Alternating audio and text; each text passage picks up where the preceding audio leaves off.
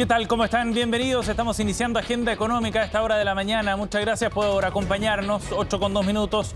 Comenzamos nuestra revisión de cada jornada con los temas más importantes y un paneo de los asuntos que están marcando agenda en materia económica, en materia política también. Vamos a comenzar de inmediato con nuestro resumen de noticias. Y partimos, por supuesto, hablando, cómo no, de la inflación en nuestro país después del dato que se conoció ayer del IPC de 1,4% para el mes de julio. Hay un escenario importante con proyecciones muy relevantes para el segundo semestre, fundamentalmente para saber cuándo empezará a declinar este escenario de altos precios, que ya lleva una inflación acumulada superior al 13%, registro que no veíamos desde 1994, y la posibilidad además de que este indicador acumulado de inflación a 12 meses incluso pueda acercarse a valores más bordeando el 14%, cifras que no veíamos, como decíamos, en casi 20 años. Bueno, vamos a estar revisando los detalles de lo que está ocurriendo en materia inflacionaria, del efecto también que esto tiene en la UEF y de cuáles son las proyecciones que empieza a manejar el mercado para este ciclo de altos precios que está afectando al mundo y, por cierto, a nuestro país. También vamos a conversar respecto a lo que está ocurriendo en materia de salud en nuestro país, sobre todo con la industria de seguros privados. Las ISAPRES están pasando por un momento financiero complejo. Ya les contábamos ayer que son más de 73.000 millones de pesos los que ha acumulado en pérdidas durante el primer semestre de este año los distintos actores que componen esta industria. Pues bien, ayer aquí en CNN Chile estuvo el presidente de la Asociación de ISAPRES delineando cuál podía ser el futuro para la industria. Por un lado, con las medidas de corto plazo que habría que tomar a juicio de la asociación para enfrentar este delicado momento. Aseguran que las las pérdidas que se han alcanzado en los últimos semestres ya han borrado las ganancias que había obtenido anteriormente la industria a partir del año 2017. Y eso los deja en una situación, a su juicio, muy frágil, pero también una perspectiva de lo que viene en caso de que se apruebe el proyecto de nueva constitución. Temas que se abordaron ayer en esta conversación que revisaremos en unos minutos más.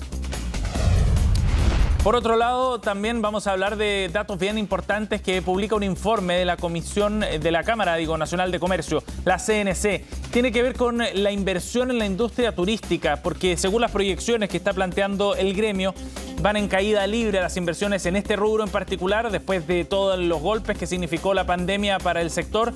Y en este sentido, la dimensión de la caída de inversiones es bien relevante. En 28 años que no se veían niveles tan bajos de inversión durante el primer semestre de cada año. Los montos llegan a superar los 630 millones de dólares y si bien parecen cifras muy importantes, la caída es sostenida en los últimos trimestres y esto fundamentalmente asociado a las medidas de restricción que ha impuesto la pandemia. Vamos a estar revisando más en unos minutos. Y por otro lado, les contamos también que ayer el gobierno lanzó un nuevo plan de medidas de apoyo para las pequeñas y medianas empresas, para las pymes a nivel nacional, con nuevos FOGAPE, nuevos mecanismos de crédito asociados a garantías estatales que podrían llegar a cubrir incluso para ciertos tramos, no para todas las empresas, hasta el 95% de los créditos. Lo que se busca fundamentalmente es facilitar el acceso a créditos y a líneas de crédito desde la banca y por otro lado también generar flexibilidades en los pagos que adeudan las pequeñas y medianas empresas. Ese fue parte del anuncio, parte medular del anuncio que hizo ayer el ministro de Economía, Nicolás Grau, para poder respaldar la recuperación económica de las pymes después de este periodo difícil de los últimos 2 años para el sector. Ya estaremos revisando más en unos minutos. Y nos vamos a los datos del mercado para ver cómo parte las bolsas el día de hoy, fundamentalmente en Europa y en Asia, donde están en transacciones en el viejo continente. Ya han cerrado las bolsas asiáticas y con números negativos son los que marcan a esta hora de la mañana el rendimiento para estas bolsas. En el caso de Europa, caída superior al 1% para el índice ponderado del Eurostoxx, 1,04%. Londres está más plano, 0,05% de pérdida para la bolsa británica, mientras que en Asia se repiten los números negativos. El Nikkei ya cerró sus operaciones, 0,88% de caída. El Hang Seng en la bolsa de Hong Kong con una caída de 0,21%. ¿Qué fue lo que ocurrió ayer en el mercado local? Bueno, el IPSA cerró con una subida de 0,92%, mientras que el Dow Jones en Estados Unidos subió 0,09%. El dólar, en tanto, cerró en 906 pesos el día de ayer. Ojo con lo que puede ocurrir hoy día, porque el cobre está subiendo, afortunadamente, más de medio punto porcentual, $3.60 la libra para el metal rojo. 8,7. Revisemos entonces los detalles de este tema que ha sido el tema más relevante de las últimas horas, el análisis sobre el escenario inflacionario en nuestro país. Y en la siguiente gráfica vamos a revisar cómo ha ido evolucionando el indicador en la variación anual del IPC, la variación acumulada, porque es muy relevante ver esta tendencia para tener una dimensión de lo que ha ocurrido. Fíjense que hace un año atrás, en 2021, la inflación llegaba a un 4,5%. Es cierto, el escenario económico era bien distinto y estábamos saliendo del periodo de confinamiento más estricto, producto de la pandemia. Pero de ahí en adelante comienza una tendencia sostenida al alza que se sustenta fundamentalmente en la mayor liquidez que había en el mercado local, llegando a una inflación en 12 meses de 7,8% en febrero de este año. Y de ahí en adelante vemos una subida mucho más fuerte, porque ya no es solo la liquidez a nivel interno, gatillada por los retiros previsionales o los apoyos directos desde el Estado, sino que también se suma el factor externo de la guerra de Ucrania, que gatilla automáticamente un aumento de precios en el combustible, también en otros productos básicos como cereales, trigo, aceites, entre otros. Y de ahí en adelante viene esta alza sostenida, 7,8% en febrero, en marzo ya subía un 9,4%, y de ahí en adelante, fíjense, en apenas 4 meses, hasta julio, hasta el dato de julio, hay un alza de casi 4 puntos porcentuales, una alza muy fuerte que se ve reflejada también evidentemente en un aumento de la UF, ya estaremos revisando ese dato, y por cierto que se percibe además desde el punto de vista de los presupuestos familiares con el alza de algunos productos particularmente sensibles en materia de transporte, por ejemplo, y alimentos, que fueron de hecho los que empujaron con más fuerza el aumento del IPC en el mes de julio. Ahora, la discusión está centrada fundamentalmente en cuáles son las proyecciones para los próximos meses y qué puede hacer el Banco Central respecto a esta tendencia. En la siguiente nota de Belén Vázquez vemos los detalles de esta discusión. El IPC de julio tuvo confirmaciones y sorpresas. La ratificación estuvo por el lado de la inflación anual, pues el mercado daba casi por descontado que llegaría a 13% en julio, y así fue. Una cifra vista por última vez en febrero de 1994 y que seguirá subiendo. Y es posible que nos acerquemos en los próximos meses al 14%. No es necesariamente que vamos a topar el 14, pero sí que nos vamos a acercar. Vamos a tener probablemente mayores niveles de inflación medida en 12 meses en los meses que vienen. La sorpresa estuvo en el IPC mensual. Los analistas creían que el alza sería de 1% y finalmente fue bastante mayor, 1,4%. Aumento muy influido por el rally que tuvo el dólar a principios de julio, que lo llevó incluso a marcar un récord de 1.060 pesos hasta que intervino el Banco Central. Si sube el dólar, también lo hacen los combustibles y el transporte. Prácticamente la mitad, me parece que algo así como el 40% de la inflación del mes de julio está explicada por el componente de transporte y en particular de combustible. Sin embargo, no todo es atribuible al tipo de cambio. Hay inercia inflacionaria de acuerdo a los analistas, ya que se siguen pagando los costos de una economía sobreestimulada, producto del aumento del gasto público a través del IFE universal y de un Congreso que aprobó 3 retiros de fondo entre 2020 y 2021. El Parlamento es responsable de la mitad de la inflación que tenemos y el presidente Piñera, en la medida que aceptó las presiones parlamentarias. Y el presidente Boric votó por los retiros cuando él era diputado, o sea que no se puede liberar. Y hoy día esta alta inflación, más o menos el 70%, corresponde a factores locales, digamos, a una demanda interna muy fuerte, todavía, ¿no es cierto?, con cierta inercia por el lado del consumo, y solamente, probablemente en torno al 30% corresponde más bien a factor externo. Por lo mismo, los expertos creen que a las autoridades les queda poco espacio para actuar. La tasa de interés ya está en 9,5% y la inflación sigue subiendo. Aún así, se pueden hacer cosas. Lo principal es mantener a raya el gasto fiscal y procurar que cualquier ayuda sea lo más focalizada posible para evitar repetir lo de 2021. 2021. Probablemente esa debió haber sido la estrategia, no haber demorado decisiones que terminaron, producto de la presión política en el Parlamento, el adoptar medidas que implicaban un gran volumen de recursos, un crecimiento del gasto excesivo y que además tuvo los efectos que conocimos en la inflación posteriormente. La estanflación es un debate no zanjado entre los analistas. Según el expresidente del Banco Central, Roberto Saller, dado el escenario actual, lo estamos, con inflación anual 4 veces por encima del objetivo del ente emisor y una actividad que según algunos análisis ya está estancada. Pero si nos centramos en la definición técnica, algunos economistas creen que se requieren factores más estructurales. Uno puede coincidir bastante con él en el sentido de que durante este año se está produciendo un ajuste, un enfriamiento de la economía. Este es un proceso que se va a extender durante este año y por lo menos de acuerdo a nuestras proyecciones, el próximo año deberíamos ya desde el primer trimestre en adelante comenzar a ver una recuperación. En la próxima reunión de política monetaria, las proyecciones indican que la tasa de interés subiría al menos a 10%. Y si no lo hace la de septiembre, será la de octubre. El IPC, en tanto, podría cerrar el año en 12,5%, casi el mismo nivel que ahora.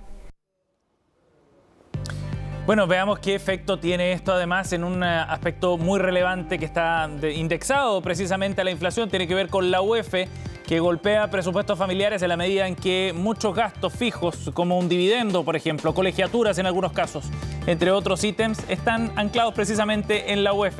Esta es la trayectoria del valor de la unidad de fomento en nuestro país desde julio del año pasado. Miren, hace un año estaba en 29.736 pesos. En septiembre nos sorprendíamos cuando ya rompía la barrera de los 30.000 y cerrábamos el año pasado con 30.882 pesos. De ahí en adelante el alza, bueno, ha sido cada vez más fuerte, de la mano con la curva que ya veíamos antes y esta tendencia de una inflación acumulada más alta también. Y así entonces, mientras en enero comenzábamos bordeando los 31.000 pesos, ahora estamos por sobre los 33.500 el mes de agosto.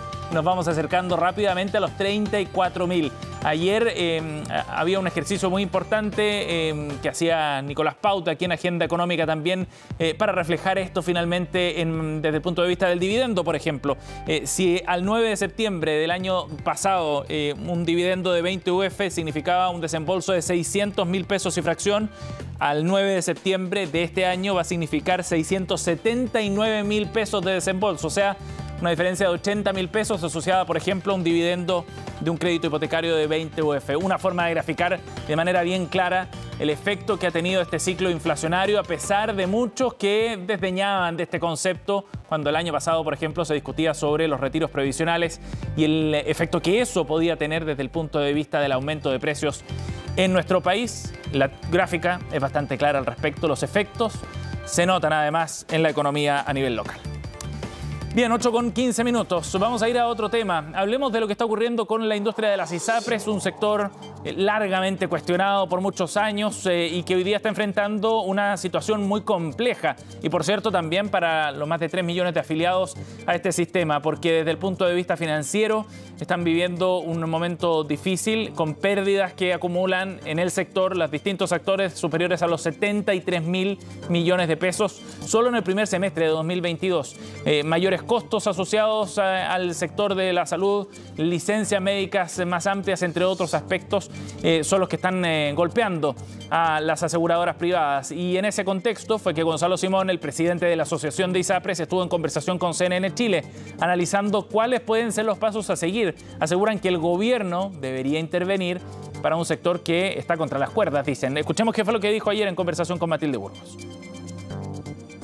Han habido años en que hay superávit, pero esos excedentes no quedan destinados en una cuenta corriente. Lo que se utiliza, esos excedentes que tienen todos los sectores, es para invertir. Eso es lo que ha permitido que Chile, en el sector privado, tenga una red de atención de salud de muy buen nivel. Lo que vemos hoy día es que hay una incongruencia entre lo que las leyes indican y que las ISAPRES cumplen y están obligadas a cumplir, vigilados por la superintendencia, y lo que sucede posteriormente tanto con las acciones de la superintendencia como lo de los tribunales, que por lo tanto se ordene nuevamente, funcione adecuadamente para que le dé con eso una permanencia al sistema hasta que los cambios se hayan realizado.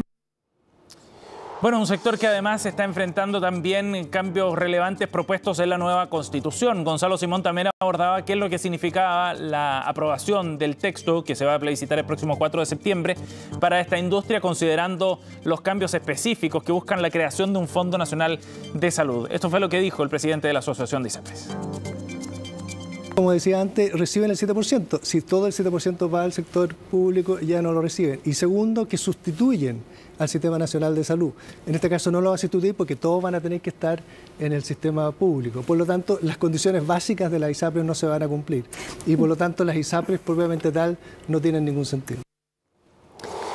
8:17, nos vamos a otro tema. Les contábamos en nuestros titulares que el sector del turismo está enfrentando un momento complejo también desde el punto de vista de la inversión que se ha materializado en los primeros meses de este año, llegando incluso a su menor monto en casi 3 décadas, de acuerdo a lo que publica el día de hoy Diario Pulso en base a un informe que elaboró la Cámara Nacional de Comercio y Turismo. La inversión para este sector es el reflejo de la falta de nuevos proyectos durante los primeros 6 meses del año. Son 609 millones de dólares los que se han invertido a junio de 2022, una caída de 13,5% respecto al mismo periodo del año pasado y una caída de más de 9,5% si es que lo comparamos con diciembre del año pasado. Hay una tendencia a la baja que se ha ido acentuando además, sobre todo si es que consideramos que en el año 2020, incluso en momentos de pandemia, la inversión superaba los 1.000 millones de dólares,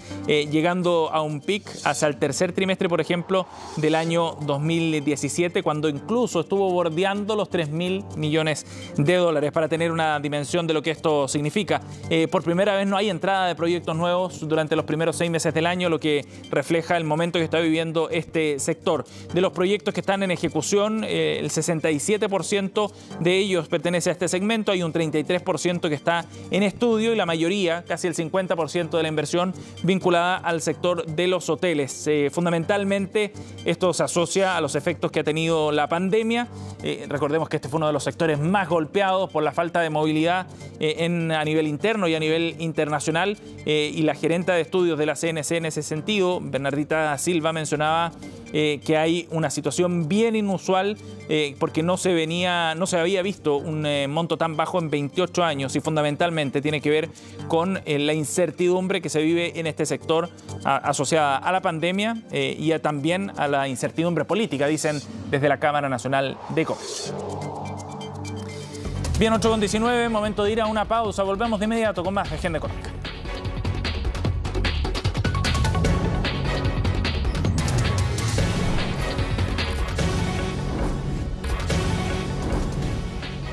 ...8:22, estamos de vuelta en Agenda Económica y en la entrevista de hoy queremos profundizar en el dato de inflación que conocimos ayer, pero sobre todo poner la mirada en lo que va a ocurrir en el segundo semestre y hacia dónde se encamina esta tendencia de altos precios. Para eso estamos en contacto a esta hora con el director del Centro de Estudios en Economía y Negocios de la Universidad del Desarrollo, Cristian Echeverría. ¿Cómo está, Cristian? Gracias por el contacto. Hola, Sebastián. Muy buenos días. Buenos días, gracias por conversar con nosotros. Cristian, bueno, ya veíamos en el primer bloque y analizábamos algunos datos bien específicos. La tendencia de alza de este año ha sido bien clara y sorprendente también, y se ha ido corriendo además la barrera de los niveles que se van proyectando, ¿no?, como los más altos en el año. ¿Hasta dónde podría llegar, crees tú, esta inflación acumulada en 12 meses durante este 2022, Cristian? ¿Cuál podría ser el techo?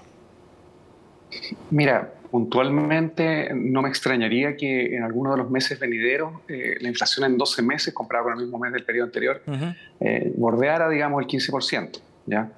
Ahora, eso no significa que el promedio de la inflación del año sea 15%, yo creo que vamos a cerrar un poquito más bajo que eso, espero, pero todo indica que no es descartable que veamos algún mes de inflación cercano al 15%. Ajá. Cristian, con esas proyecciones, ¿cómo crees tú que va a ir actuando el Banco Central? ¿Cuánto cambia la planificación que ha tratado de hacer el banco respecto a la tasa de interés, por supuesto, considerando esas proyecciones? Porque su escenario hace algunos meses atrás era bien distinto. Sí, bueno, ha cambiado, ha sido un escenario bastante fluido y eso obliga, digamos, a medida que llega nueva información, a ir ajustando las proyecciones. Ahora, en este contexto de una inflación que se considera que va a ser un poco difícil o lenta de bajar, pero sin embargo va a empezar a bajar porque ya hay un montón de factores que están operando para que tienda a bajar a nivel nacional así como internacional. Entonces, en mi perspectiva, como las tasas de interés de los últimos, el promedio de las tasas de interés de política monetaria de los últimos 6 meses, es decir, de este semestre que estamos viviendo, el semestre móvil, afecta a la economía en plenitud hacia un año adelante y de ahí en adelante. Entonces,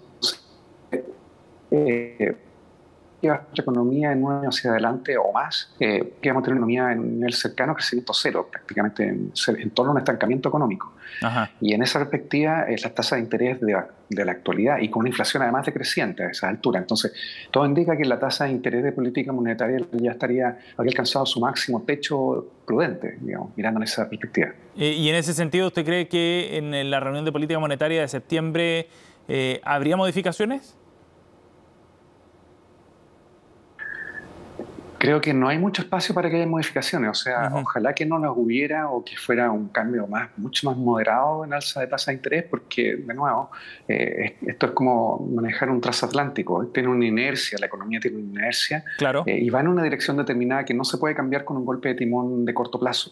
Y se debe mirar hacia adelante y no en la inmediatez del momento económico o financiero o inflacionario que se está viendo en este momento, sino que está dirigido la economía hacia 12 meses hacia adelante. Cristian, usted hablaba de algunos factores que están quitando presión en materia inflacionaria. ¿Eso a nivel global? ¿Qué factores son los que están generando hoy día algún cambio quizás de tendencia? Mira, hay varios. Primero, que las consecuencias de la guerra, que es el efecto inmediato de la inflación acelerada que estamos viendo, el efecto inmediato de la invasión de Rusia a Ucrania está moderándose, los efectos sobre los precios de los commodities, sobre el precio de la energía.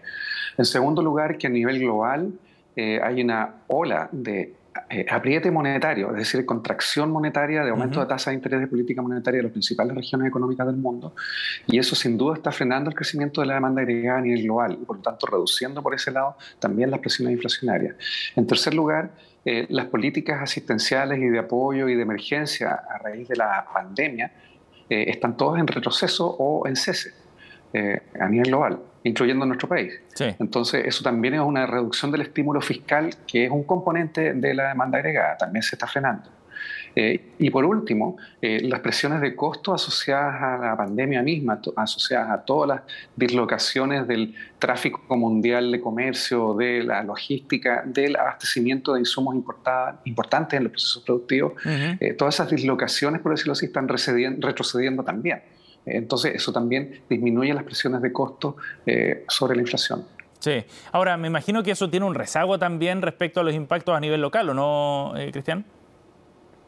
O sea, uno, que tiene un rezago, y dos, que también, y este es un componente importante de por qué la inflación probablemente va a estar porfiada por un tiempo. Sí. No vamos a volver tan rápido a los rangos que acostumbrábamos antes, de entre 2 y 4%, centrado en 3%. Eso creo que hay años por delante para volver a eso. Y creo que lo fundamental tiene que ver con los reajustes salariales, porque en Chile, así como en el resto del mundo, las remuneraciones pierden con la inflación, y claro que los contratos o las legislaciones obligan a reajustes anuales, o la negociación individual o colectiva va a llevar a eso, porque las personas y los hogares por lo menos apuntan a tratar de mantener su nivel de vida, es decir, mantener el salario real reajustable, recuperando, digamos, la pérdida de poder adquisitivo. Entonces eso está contenido, por decirlo en términos muy generales, en el 50% de la estructura de costos del aparato productivo en Chile, y el sector productivo de servicios, en promedio son costos laborales. Sí. Entonces ese 50% está reajustándose por inflaciones pasadas. Hoy por hoy, por ejemplo, hay trabajadores que este mes se reajustarían sus sueldos por un 13,1%. Por ejemplo. Claro, aquellos que hagan el reajuste anual. Cristian, una última pregunta para un debate que es un poco más grande, más allá del dato, digamos, y que tiene que ver con este concepto de la estanflación. Roberto Saller, el expresidente del Banco Central, en una entrevista con el Diario Financiero este lunes planteaba que efectivamente estábamos en un escenario de estanflación, es decir, un nivel de inflación muy alto, crecimientos también bien planos y además que se van extendiendo por cierto periodo. ¿Coincides con ese diagnóstico? ¿No estamos en ese periodo en la economía chilena? Sí, coincido completamente. Ahora quiero subrayar, sin embargo, que identificar un fenómeno como la estanflación no tiene un comienzo claro ni un fin claro, ni un término claro. Es decir, uno ve que hay un número importante de sectores en términos de participación del Producto Interno Bruto, de la actividad económica, que están en crecimiento cercanos a cero, levemente positivo, y algunos están en crecimiento levemente negativo también, pero el denominador común para todo ello es que estamos con una inflación órdenes de magnitud por sobre las metas inflacionarias y lo que estábamos acostumbrados. Entonces sí se puede decir que estamos en un momento de esta inflación en la economía chilena y en la economía global también. Bien, Cristian, gracias por conversar con nosotros esta mañana para profundizar en este dato de inflación conocido ayer. Muy amable. Muchas gracias por la invitación. Gracias, buen día. 8:29, ya cerramos Agenda Económica. Gracias por acompañarnos. En minutos con Fresia Soltov comenzamos Noticias Express.